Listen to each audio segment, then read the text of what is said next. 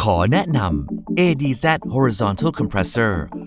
คอมเพรสเซอร์แบบ Scroll ในแนวนอนคุณภาพสูงที่มีทั้งคอมเพรสเซอร์สำหรับตู้แช่เย็นแบบ Medium Temperature และคอมเพรสเซอร์สำหรับตู้แช่แข็งแบบ Low Temperature สำหรับติดตั้งใช้งานในร้านสะดวกซื้อและซูเปอร์มาร์เก็ตชั้นนำADZ Horizontal Compressor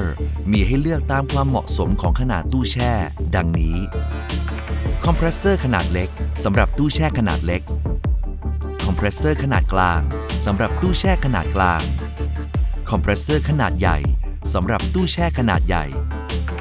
ด้วยเอกลักษณ์ของการออกแบบ ADZ Horizontal Compressor ในแนวนอนทำให้สามารถเพิ่มพื้นที่ของชั้นวางสินค้าได้มากขึ้นซึ่งช่วยเพิ่มในการจัดวางสินค้าได้มากขึ้น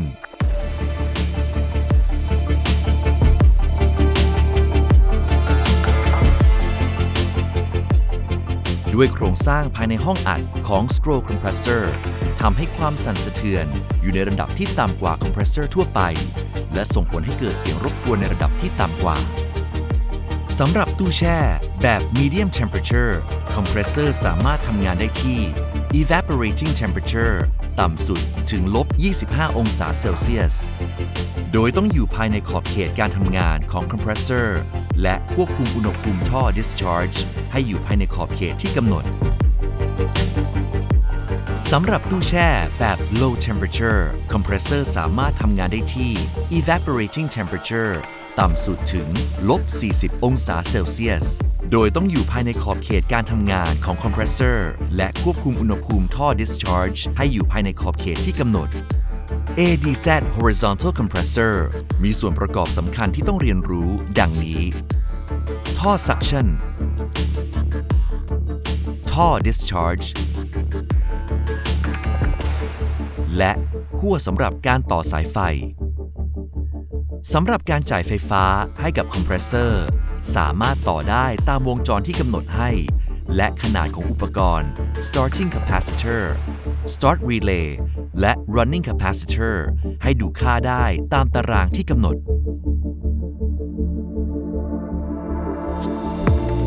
ข้อแนะนำในการติดตั้ง ADZ Horizontal Compressor สำหรับตู้แช่เย็น Refrigerator แบบ Medium Temperature มีดังนี้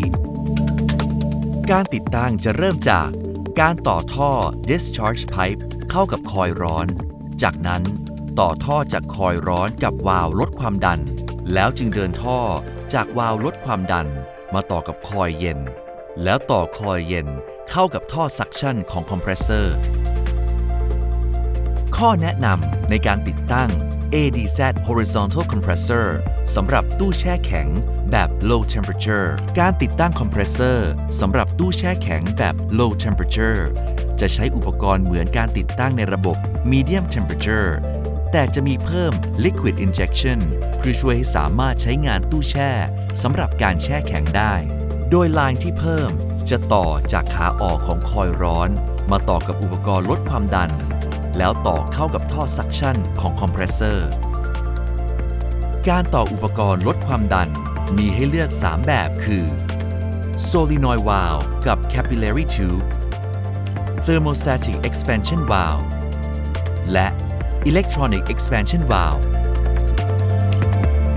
อุณหภูมิที่ท็อปเชลของคอมเพรสเซอร์จะเป็นตัวกำหนดปริมาณการเปิดปิด Liquid Injection ทั้งหมดนี้คือคุณสมบัติของ ADZ Horizontal Compressor จาก SCI สำหรับตู้แช่แบบ Medium Temperature และ Low Temperature เพื่อตอบโจทย์การใช้งานตู้แช่ที่คุ้มค่าและสร้างมูลค่าด้านการขายสินค้าที่ดีที่สุดสำหรับคุณ